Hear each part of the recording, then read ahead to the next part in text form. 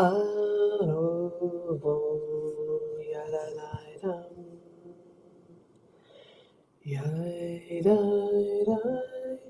yada yada yada dum. I yada dum. Oh, oh, wow. Yada dum. Yada yada yada dum. I yada dum. In a place where no one's acting human, strive to be human. In a place where no one's acting human, strive to be human. In a place where no one's acting human, strive to be human. In a place where no one's acting human, strive to be human. In a place where there is no humanity, strive to be human. From Pirkei Avot, ethics of our fathers, better stated as ethics of our parents. In a place where there is no humanity, strive to be human. Imagine when these words were put onto the paper or were communicated orally. Ethics of our ancestors, this is, hundreds of years ago. And here we are. They knew then, and we know now, what it is to be living in a place where it feels like there is no humanity. And our only job is, as it says, is to strive to be human. For the more people that strive to be human, the better chance that we have at restoring and recovering as humans, together collectively as humanity. Last night I took part in a moving, powerful is not the right word, in a moving ceremony, a memorial-esque type of service, a community gathering. And when I walked in, the clergy were given parts, and the rabbi that was kind of in charge of doling out the parts or divvying up the parts handed me Kadisha Tom, the Mourner's Kaddish, and asked if I would lead it. She said, I know it's been a rough year for you, and if you're not up to it, you don't have to. But if you could lead us in the Kaddish, that would be great. And I said, sure, it's not a problem. I say Kaddish every day. It's okay. But anyway, the program was going on. And according to plan, there's always, they tell you, we're trying to keep on track. Like, don't deviate. Just do what parts you're told. Read what's there and don't, no improv. There's always somebody that has to ruin it for others. But anyway, the program is going on. And someone yells out, and there were hundreds of people there. Someone yells out, and everybody responded with a sigh, a gasp, a holding of breath, but it was audible. We could hear it. When we learned that one of those coffins, one of our beloveds, returned, was not Shiri, was not the mother of those children.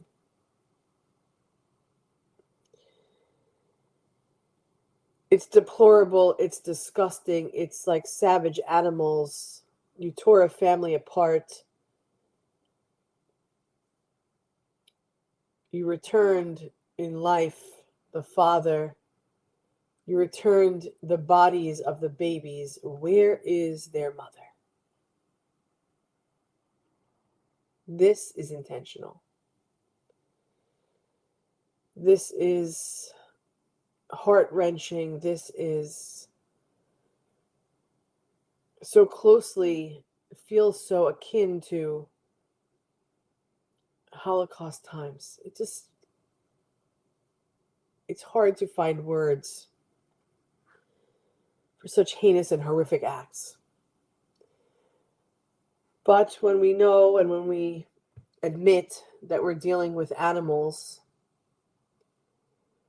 it's kind of fitting. There should be nothing that happens that we are mind blown. We know the kind of people they are. And yet, I keep thinking about earlier this week when we saw on social media that the Bibas family, whoever was coordinating the efforts to post this, but they said, like, until we know the information, don't share it. We're holding on to the hope that is. Even in the desperate, dire brokenheartedness, the hope was still there. Last night at the end of the program, together with all of the voices there singing Hatikva together, was the hope. The hope that says that we're going to continue to show up because we are who we are. Here, present, striving to be human. At the end of this week's Parsha, at the end of this week's Torah portion, God says to Moses, to Moshe, to Aharon, to Aaron, Moses' brother, his sons and 70 elders, ascend, come up the mountain to me. They prepared with ritual that included the entire community.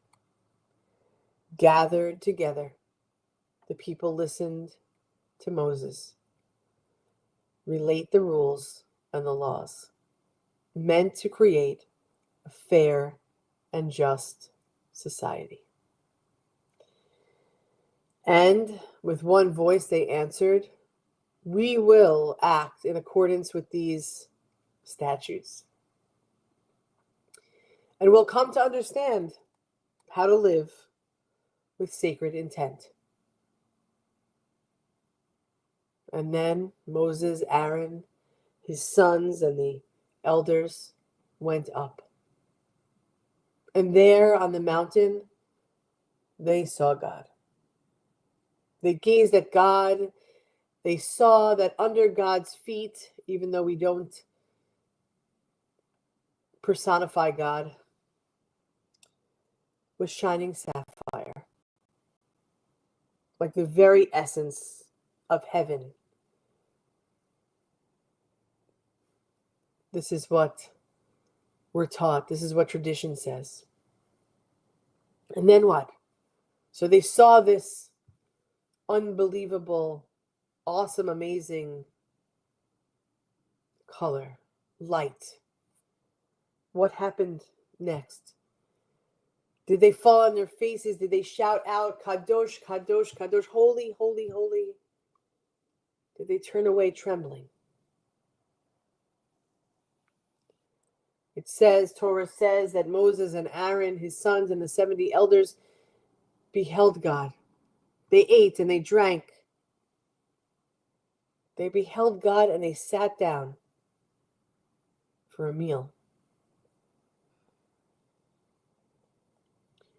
This response of embracing their humanness makes us wonder.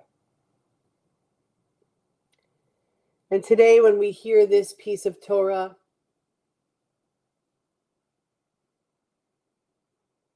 I can't help but hearing, in a place where there's no humanity, strive to be human. That there was chaos in the world, and yet here were Moses and Aaron, the sons, the elders. Here was the Jewish community that said, I'm going to listen. For whatever you say, we're going to do. We're going to show up and we're going to do it. For that is the people that we are. And of course, there are Jews that don't live up to standard, just like there are humans that don't stand up and do what's right. We are not a perfect people, but we come together. We come together to strive to be the best versions of ourselves because there is choice. We are given free will between good and evil, and you find your way. In a time when so much of what is decent and fair, just and compassionate, kind, when those things feel like they're being ransacked, don't give in to temptation. Don't give in to the harshness, the divisiveness, the hate. Rather, in response, practice. We need to practice every day to live with sacred intent. As our ancestors agreed in unison, we're going to follow these rules. We're going to figure them out. We're going to learn. We're going to come to a place where we understand them. And we're going to realize that through these acts, we will live with sacred intent. In the words of a colleague, a mentor, an exemplar of good moral character, Rabbi Sharon Kleinbaum said, "Be a reason for people to believe in the goodness of humanity." Be a reason for people to believe in the goodness of humanity. Strive. Strive to be what is not in the world. We pray for the return of those held captive in life, in body, now. We pray that the souls and bodies find oneness. We pray that Cherie will be found and returned. We pray. We pray for a time when we're all striving to be human, where humanity will be sewn back together. We pray for a time where Jews can be Jews. We are one human family, one heart of abundant love. We love you, and I'll see you back here tonight at 6:30. Shabbat Shalom, dear friends. To be with you, Bonnie, who I saw last night, Paula, Andrea, Shah, Vic, Geneva, Amy, Linda, Suze, Elisa. Let's continue to show up, for we are Am Yisrael Chai, the Jewish people, and we will live. Am Yisrael, Am Yisrael, Am Yisrael Chai.